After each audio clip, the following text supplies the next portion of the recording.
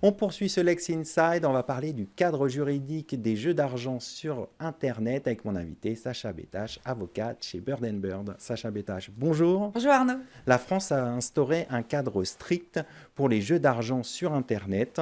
On va en parler ensemble. Quel est ce cadre juridique des jeux d'argent en ligne? Le principe est que les jeux d'argent en France est régulé, strictement même. Il est régulé par le Code de la sécurité intérieure qui vient définir ce qu'est un jeu d'argent déjà. Un jeu d'argent, pour être caractérisé comme tel, doit remplir 4 critères. Ça doit être une offre qui est offerte au public d'un jeu. Il doit y avoir l'espérance d'un gain. Il doit y avoir une intervention du hasard et enfin il doit y avoir un sacrifice financier de la part du joueur. Si on ne remplit pas ces 4 critères, nous ne sommes pas dans le cadre d'un jeu d'argent et de hasard et c'est important à comprendre puisque ça veut bien dire que tous les jeux en ligne finalement ne sont pas prohibés. Quand on rentre dans cette catégorie, là, il y a une interdiction générale et il y a quelques exceptions prévues par le Code, dont 3 principales pour les jeux en ligne, qui sont l'autorisation d'effectuer des paris hippiques, des paris sportifs et des jeux en ligne de cercle. Globalement, ce sont des jeux de poker. Les casinos en ligne ne sont pas autorisés en France, seuls les casinos physiques qui gardent un monopole. Si on veut bénéficier de ces 3 exceptions et exercer en tant qu'opérateur, il faut obtenir une licence, un agrément de la part de l'ANJ, l'Autorité nationale des jeux. Alors justement, vous évoquez les opérateurs de jeux en ligne. Quelles sont leurs obligations? Ils en ont beaucoup, puisque l'ANJ, donc l'autorité nationale, a vocation à strictement réguler et encadrer ce marché qui peut être dangereux. Et donc la loi propose et impose surtout 5 encadrements principaux et obligations. Tout d'abord, on a la prévention des mineurs. Il est strictement interdit de proposer un jeu, des jeux d'argent et de hasard à des mineurs, qu'ils soient en ligne ou hors ligne.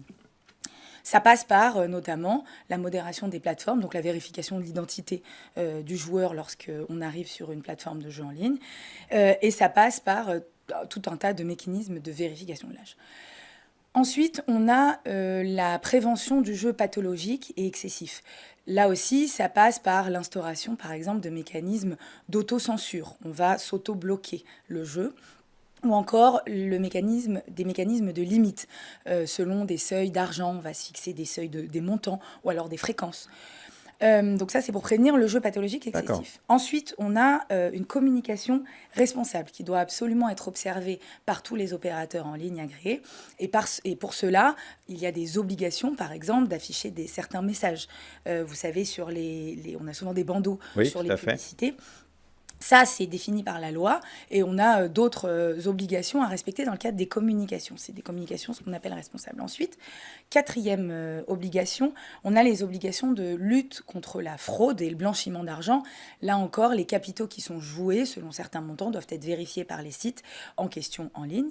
Et enfin, cinquième, on a l'obligation d'un jeu transparent et équité. On ne peut pas truquer le jeu, on doit avoir des règles claires et par exemple, on doit avoir des générateurs de nombres aléatoires agréés par l'État pour garantir en fait l'intégrité de ce jeu. Et tout ça, ce sont des mécanismes qui doivent être respectés évidemment en ligne, mais principalement en ligne en l'espèce, pour assurer aux joueurs l'équité et la garantie d'un jeu propre et sain. Vous venez d'expliquer les différentes obligations qui pèsent sur les opérateurs agréés de jeux d'argent en ligne, mais comment ces plateformes peuvent-elles encadrer les comportements à risque des joueurs?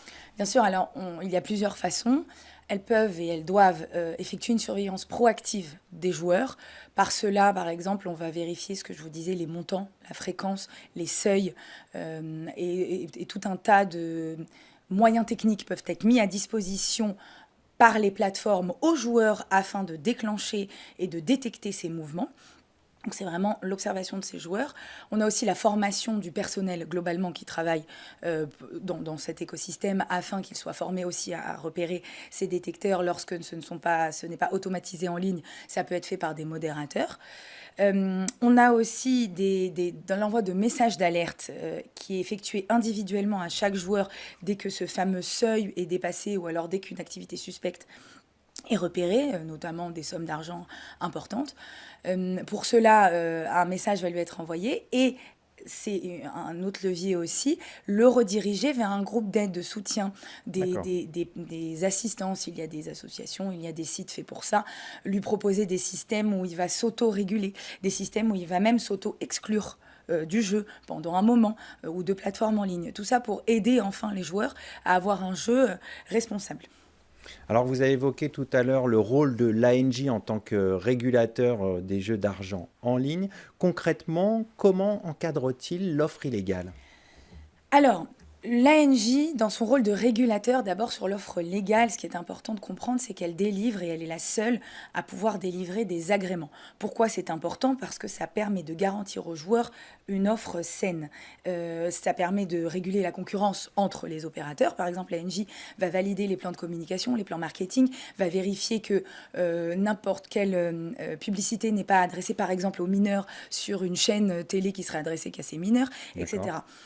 Va vérifier que les athlètes, par exemple, ne font pas l'objet de publicité parce que pour les mineurs, ça serait susceptible de les influencer et donc de montrer une ascension sociale, etc. etc. Donc l'ANJ est quand même responsable de délivrer ces agréments, de protéger les joueurs, de protéger contre le jeu excessif pathologique. Et dans ce cadre, elle met au point sur son site tous les ans la liste. Cette année, il y en a 19 des opérateurs agréés. Lorsque nous ne sommes pas dans cette liste, et nous, joueurs, consommateurs, il faut faire attention, lorsque les opérateurs ne sont pas agréés, qu'ils n'ont pas le logo, alors c'est une offre illégale. D'accord. Lorsqu'on est dans le cadre d'une offre illégale, l'ANJ lutte contre ces offres, notamment elle peut demander le blocage au travers des FAI fournisseurs d'accès à Internet de ces sites illégaux. Elle peut aussi demander des mesures judiciaires lorsque c'est un peu plus important. Mais cette prolifération d'offres illégales est dangereuse pour les joueurs parce qu'elle ne garantit pas l'équité du jeu. On peut avoir un jeu truqué. Elle ne garantit pas nos données personnelles ou nos données financières qui peuvent être vendues sur le dark web, etc. Donc, tout ça, ce sont des actions qui sont mises en place par l'ANJ afin de garantir le jeu et d'assurer toujours et encore la protection des joueurs, qui est le but principal, et la protection de tout l'écosystème avec la maîtrise. Alors, comment on peut reconnaître justement ces plateformes non agréées? Alors, ce qui est plus difficile, c'est assez difficile. En tout cas, on peut les reconnaître parce qu'elles n'ont pas le logo déjà des plateformes agréées, ce qui est assez manifeste. Et aussi, il y a une liste encore sur le site de l'ANJ de la liste noire en fait d'opérateurs qui est très souvent mise à jour, d'opérateurs illégaux qui auraient fait l'objet de blocage administratif ou déjà de mesures par le passé et qui seraient revenus et donc qui contourneraient la loi. Souvent, en fait, il n'y en a que 19 des opérateurs agréés, donc c'est assez simple et on les connaît globalement tous au moins de nom, parce que la liste est vraiment très limitée. L'agrément est compliqué à avoir puisqu'il faut avoir un tas de mesures techniques, c'est ce qu'on vient de dire, pour respecter toutes les obligations de jeu. Donc le jeu illégal va surtout se faire souvent de la part des plateformes étrangères. Si on ne vérifie pas votre âge à l'entrée, c'est qu'il y a un problème. Si on ne vérifie pas, si vous ne voyez pas toutes les bannières de sécurité que vous voyez d'habitude, c'est qu'il y a un problème, etc., etc. On va conclure là-dessus. Merci Sacha Bétage d'être venue sur notre plateau. Je rappelle que vous êtes avocate au sein du cabinet Bird & Bird. Tout de suite, l'émission continue. On va parler discrimination et harcèlement sexuel au travail.